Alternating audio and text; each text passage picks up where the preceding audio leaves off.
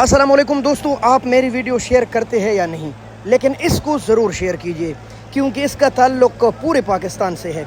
इस वक्त मैं इंटरनेशनल सब्ज़ी मंडी इस्लामाबाद में मौजूद हूँ। आज 11 सितंबर 2025 है और ये जो आप साम जैसा ट्रेलर देख रहे हैं ना, 6.5 लाख रुपए करीबन इसका किराया है।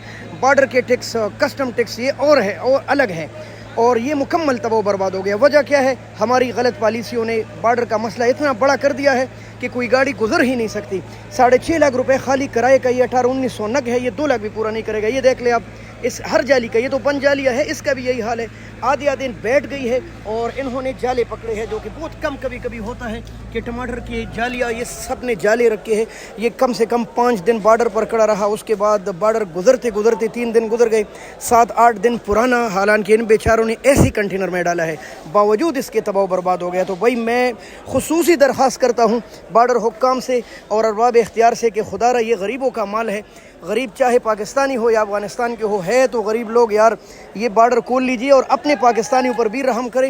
इस महंगाई के दौर में, बदमनी के दौर में और शदीद सैलाब के ज़िद में गरीब पाकिस्तानी 400 रुपये किलो गंदे टमाटर खा रहे हैं। ये सिर्फ आपकी पॉलिसी है, वरना तो अगर बॉर्डर खुल जाए यही टमाटर 50-60 रुपये किलो खाएंगे तो अच्छी बात नहीं है। 25 करोड़ अवाम शदीद मुसीबत में मुब्तला है।